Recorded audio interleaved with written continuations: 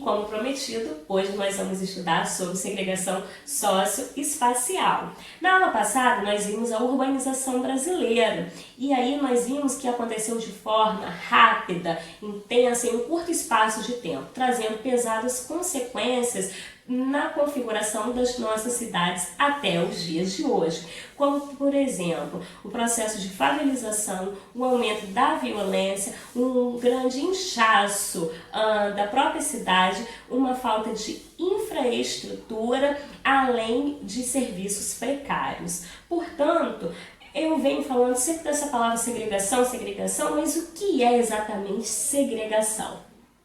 Segregação significa separação. Significa uma divisão.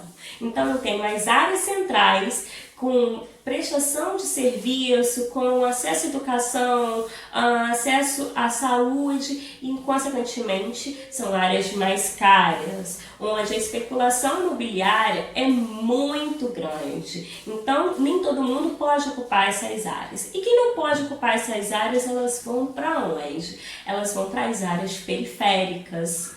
As áreas sem infraestrutura, as áreas sem um saneamento básico, sem um acesso à educação, saúde, com transporte precário. Ou seja, e muitas vezes áreas que não poderiam nem ser ocupadas por serem áreas de risco ou serem áreas de preservação ambiental. Consequentemente, eu gero uma divisão. Então, isso é segregação.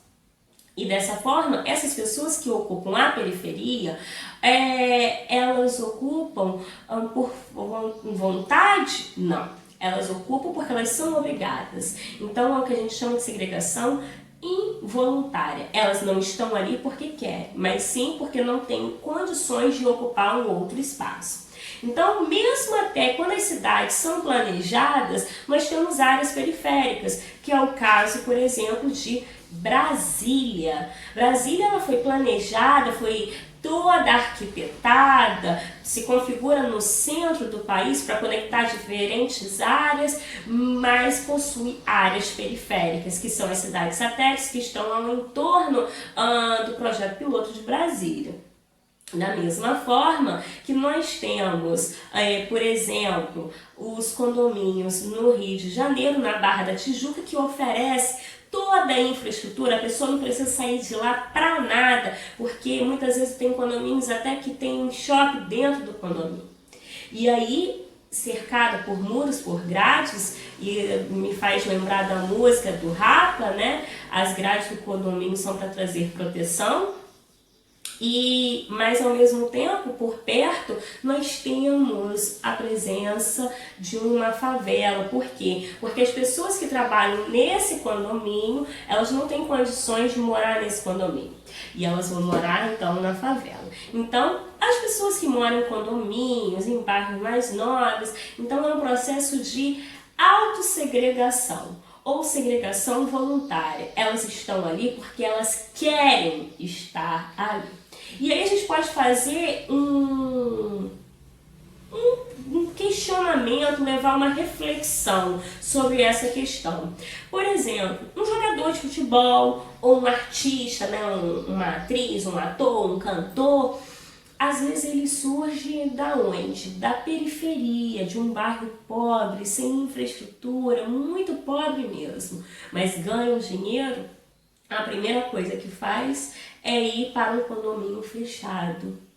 Ou seja, ele sai de uma segregação involuntária, porque ele não está na periferia porque ele quer, e vai para uma segregação voluntária ou autossegregação, que é morar em um condomínio. Estou dizendo para vocês que todos são assim, nem todos são assim, mas uma boa parte. Mas eu utilizei esse exemplo só para ficar mais claro para vocês.